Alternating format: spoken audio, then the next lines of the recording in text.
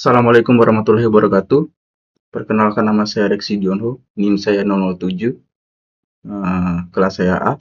Kali ini saya akan memberikan materi penerapan Depth First Search atau DFS pada AI game, yaitu gamenya catur.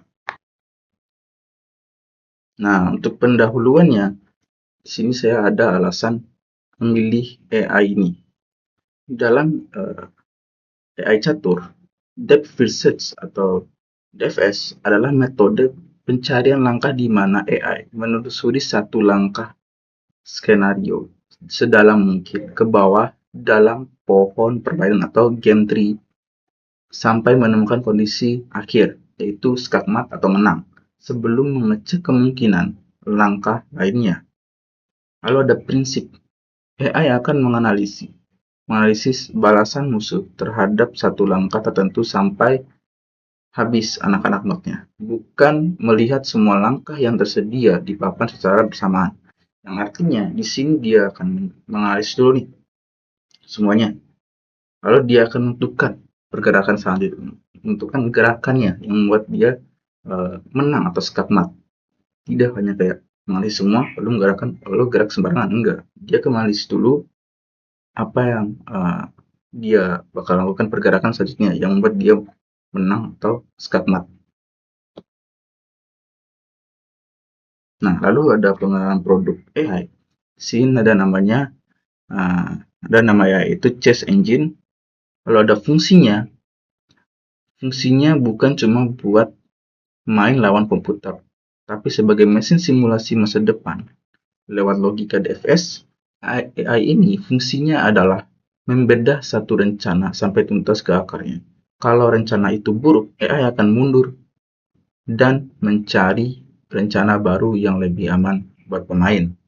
Nanti di sini pada fungsinya, dia akan melakukan simulasi masa depan, di mana mungkin dia akan menebak pergerakan lawannya.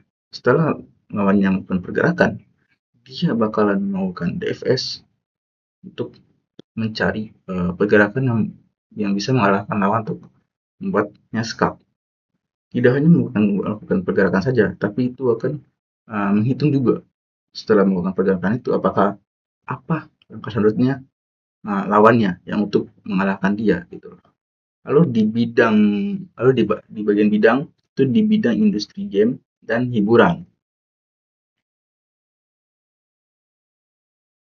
Nah, sebelum masuk ke konsep AI yang digunakan, saya akan menunjukkan produk AI caturnya.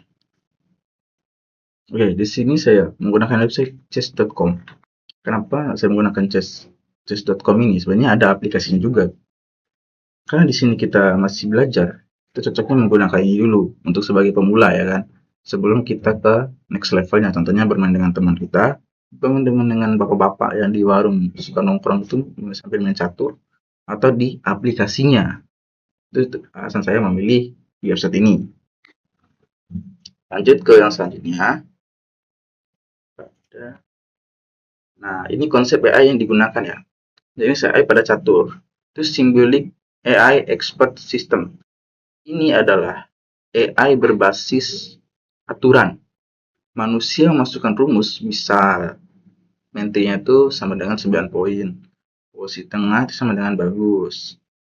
AI ini menggunakan algoritma pencarian seperti DFS dan Minimax. Lalu ada Deep Learning atau Neural Networks digunakan untuk menilai papan. AI menggunakan jaringan saraf tiruan untuk menilai pola posisi bidak yang sangat rumit, mirip seperti manusia yang punya insting saat melihat papan catur. Nah, tadi dia akan mulai tuh papannya sebelum dia melakukan pergerakan. Itu kan musuhnya melakukan pergerakan, dia menilai pergerakan apa yang membuat dia, yang menguntungkan dia lah, menguntungkan dia, yang menyebabkan dia bisa menang, yang membuat dia bisa membuat skakmat. Itulah namanya deep learning. Nah, ini cara kerjanya. Cara kerjanya itu yang pertama itu langkah A, melihat penyusunan not. AI melihat posisi papan saat ini sebagai root node M. Ia lalu mendaftar semua langkah legal yang bisa dilakukan sebagai ini yang dilakukan sebagai anak. Not ada A, B, C, lalu ada langkah B, berpikir. Di sini DFS-nya boleh bekerja tuh. Ia mencoba langkah A, lalu membayangkan balasan musuh, lalu balasannya lagi. Masuk terus ke bawah sampai dalam. Jika di ujung jalan ia melihat raja terjepit, ia akan menandai jalur itu sebagai jalur buruk dan melakukan trekking kembali ke atas untuk mencoba jalur B. Nah, di jalur B ini ia mencoba langkah A kan, bahkan musuh. Nah, seperti tadi, selain menganalisis pergerakan untuk dirinya sendiri juga, dia akan melakukan analisis pergerakan musuh setelah dia melakukan pergerakan. Itu dia contoh, itu yang mencoba langkah A ini ya, bayangkan. Lalu ada di ujung ini, mungkin ketika dia lihat rajanya dia itu udah terus jepit, mungkin dia akan melakukan not ulang lagi, melakukan pada langkah B lagi, mencari cara lain lagi yang yang mungkin membuat rajanya itu tidak terjepit lagi atau tidak skak lah gitu, oleh lawannya. Pada langkah C itu menilai. Nah, di sini dia akan memberikan nilai nih sebelum melakukan pergerakan. Nah, di sini ya, dengerin ya. Di setiap ujung pencarian, dia memberikan skor angka. Skor positif, unggul. Skor negatif, 8 yang unggul. AI akan memilih langkah yang memiliki skor tertinggi untuk dirinya sendiri. Nah, di sini kita bisa lihat ketika dia melakukan DFS, dia akan mulai tuh. Udah dicari nih, udah dapet nih. Dia mulai. Ini skornya positif atau negatif? Jika positif, dia akan melakukan pergerakan. Jika negatif, dia bakal mencari langkahnya itu harus berpindah lah ke not yang lain sampai dia menemukan skor yang positif untuk dia melakukan pergerakan selanjutnya. Nah, sebelum kita masuk ke manfaat dan keterbatasan AI1 ini, saya akan melakukan sedikit simulasi cara menggunakan website tadi, ya, itu chess.com. Nah, di sini kalian bisa milih ya. Skor-skornya di sini ada newest, ada aktif, ada pemula juga, ada menengah, tingkat lanjut, ada master juga, ada atlet. Juga bisa bermain, ada teka-teki. Ya, kalian bisa pilih di sini. Kayak catur ya, kita bakal catur. Coba milih yang pemula aja ya, karena kita masih pemula juga. Nah, di sini kita pergerakan. Pertama, sini lawan ini atau yang ini bakal menganalisis nih pergerakan kita nih. Setelah kita melakukan pergerakan. Nah, dia melakukan menganalisis nih, pergerakan apa yang bakal dia lakukan untuk memenangkan pertandingannya. Nah, dia melakukan pergerakan nih. Saya lagi melakukan pergerakan. Sebenarnya saya melakukan pergerakan. Sebenarnya di sini saya melakukan pergerakan yang asal aja. Karena di sini kita mau lihat kayaknya gimana gitu cara dia bekerja. Nah, setiap pergerakan tuh dia lihat. Sini saya tidak akan melakukan permainan sampai berakhir. Saya mungkin hanya menunjukkan sedikit saja, sedikit simulasinya.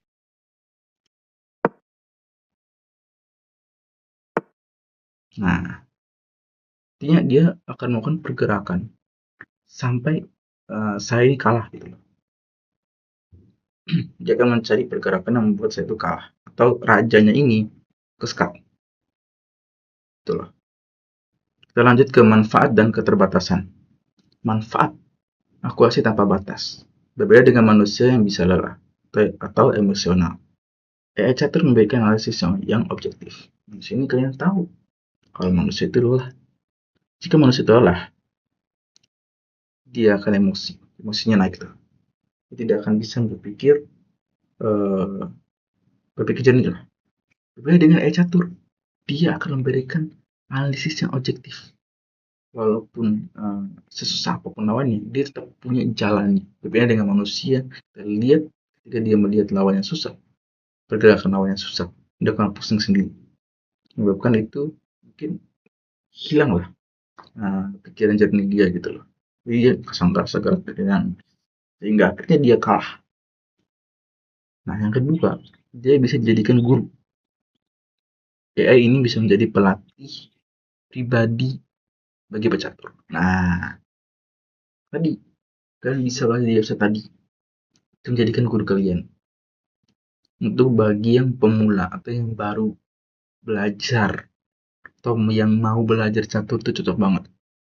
Karena di website tadi itu kalian bisa milih tuh level-levelnya dan lain-lain kan.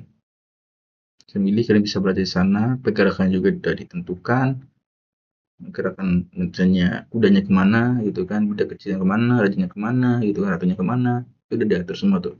Ini bagus tuh buat website tadi. Jadikan guru kalian untuk bagi yang mau belajar catur. Lalu menemukan strategi baru. Nah, manusia kan punya keterbatasan ya. Beda dengan AI. Dia limit kita bisa dia tuh tidak ada batasnya lah untuk menemukan strategi-strategi gila yang di luar pemikiran manusia. AI seperti AlphaZero berhasil menemukan gaya main baru yang tidak masuk akal bagi manusia, tapi sangat efektif. Tuh lihat. Untuk manusia melihatnya itu tidak masuk akal dong. Tapi secara strategi itu sangat efektif untuk memenangkan pertandingan. Itu poin plusnya. Lalu ada customisasi level. AI bisa diatur agar bermain sangat lelah untuk pemula atau sangat kuat melampaui juara dunia. Kalau melampaui juara dunia ya, sehingga cocok untuk semua orang. Saya akan menunjukkan di website tadi. Kalian lihat ya. Nah, kita lihat ya. Tuh ya. Kita pilih lawan bot ya. Kita lawannya ya. Nyerah dulu mesin.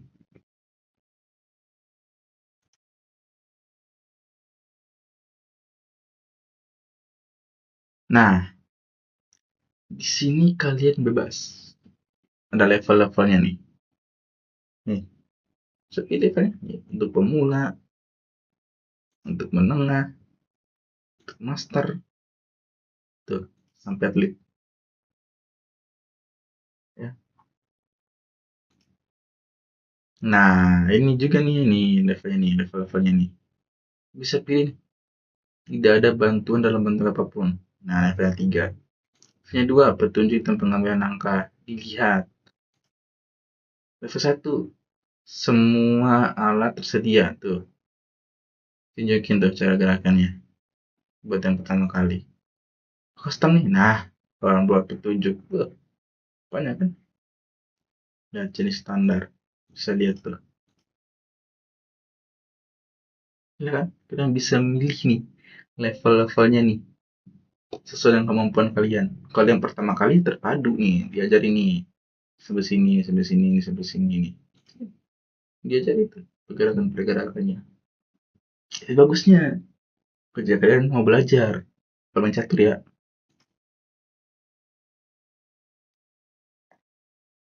Setelah tadi manfaatnya, lanjut ke keterbatasannya. Ada manfaat, ada keterbatasan dong. Nggak selamanya bermanfaat untuk semua orang. Lalu ada efek cakrawala atau horizontal effect. Ini adalah kelemahan khas DFS. Nah, ini DFS ini lemah nih. Jika dibatasi hanya mencari sampai ke dalam 10 langkah, ia mungkin tidak melihat bahwa di langkah 11 ia akan kalah telak. Di sini kita tahu, jika dibuat batasan sampai 10 langkah saja, dia tidak akan tahu di langkah 11. Langkah 12 itu bisa membuat dia kalah atau bisa saja membuat dia menang. Kita bisa buat dia terbatas dengan cara 10 langkah saja bisa. Gitu. Si langkah 11 dan 12-nya, si langkah 11 nih, dia kalah. Bisa jadi juga di langkah 11-nya dia menang. Itulah yang membuat dia terbatas gitu untuk AI-nya. Ada DFS ini. Kurangnya intuisi manusiawi. Kadang AI menyarankan langkah yang sangat rumit dan tidak masuk akal bagi manusia. Ia menang karena hitungan matematis, bukan karena perasaan atau insting posisi. Tuh, jadi tadi ya sebelumnya dia menemukan cara yang tidak masuk akal buat manusia, tapi sangat efektif. Tapi tidak bagus juga buat manusia, karena manusia juga bermain tidak hanya untuk kompetitif doang, tapi untuk bersenang-senang juga ada kan. Jadi jika kita menggunakan AI untuk mungkin untuk senang-senang atau gimana, itu tidak cocok, karena AI tidak menggunakan perasaan atau insting, dia menggunakan hitungan matematis yang sangat objektif gitu loh, yang kan dia itu kompetitif gitu ya. Nah, ini penutup untuk kesimpulan dari yang saya jelaskan dari tadi. Itu yang pertama, ada implementasi nyata teori. AI catur adalah bukti nyata bahwa algoritma depth first search atau DFS yang kita pelajari di kelas, bukan sekedar teori di atas kertas. Logika, menelusuri satu cabang sampai akar, adalah cara mesin memahami strategi dan meramal masa depan. Dia memahami strategi yang kita jalankan dan meramal masa depan. Masa depan berarti dia tahu pergerakan kita setelah dia gerak tuh kita ngapain. Dia berprediksi itu. Lalu ada keseimbangan logika dan data. Kehebatan AI catur terletak pada kemampuannya mengombinasikan kecepatan hitungan matematis pencarian node dengan penilaian posisi yang sangat akurat. Jadi, AI-nya kombinasi kecepatan dengan hitungan matematis. Nah, dengan hitungan matematis yang objektif, ya kan, dia dapat mendapatkan posisi yang dengan penilaian yang sangat akurat, gitu loh. Lalu untuk edukasi kalian nih, ya kan, jika yang kalian mau belajar catur atau ya apa gitulah, jangan hanya menjadi pengguna, jadilah pengamat, ya. Jadi kalian tuh tidak hanya menggunakan AI tapi juga jadi pengamat ketika kalian melawan AI tersebut, gitu ini maksud. Saat kita memberikan saran langkah, jangan hanya tiru. Nah, tanyakan kenapa AI memilih jalur ini, cabang mana ya, ini mana yang sedang ia telusuri. Memahami logika di balik layar seperti DFS akan membuat kita lebih bijak dalam menggunakan teknologi. Nah, lalu ada gunakan AI sebagai mitra bukan pengganti. Banyak orang bilang kan AI bakal menggantikan manusia. Menurutku enggak sih. Kayak tadi, AI nggak punya insting posisi atau perasaan. Tidak, karena satu tidak hanya untuk bermain kompetitif doang, tapi ada have fun juga ada. AI ada untuk memperluas cakrawala pikir kita, bukan untuk mematikan kreativitas tuh. Mungkin dia bisa mencari pergerakan-pergerakan yang akurat, tapi tidak punya kreativitas seperti manusia. Betul. Jadikan AI sebagai Jadinya AI catur sebagai pelatih untuk menemukan kelemahan diri. Nah, kalian belajar dengan AI catur ini untuk mencari kelemahan diri kalian. Di mana kelemahan kalian? Kok bisa kalah terus? Nah, kalian cari tahu di situ. Dengan cara melawan dia ini. Bukan alat untuk mencari jalan pintas atau berbuat curang. Nah, jalan pintas berbuat curang ini ketika kalian melakukan kompetisi atau mengikuti kompetitif, atau mengikuti kompetisi, kalian menggunakan AI ini sebagai alat untuk curang. Itu tidak boleh. Ya, tidak boleh. Oke? Okay? Nah, thank you. Mungkin sampai situ aja penjelasannya. Mohon maaf jika ada kekurangan, karena saya seorang manusia biasa yang banyak kekurangannya. Mungkin itu saja. Terima kasih. Wassalamualaikum warahmatullahi wabarakatuh. Bye.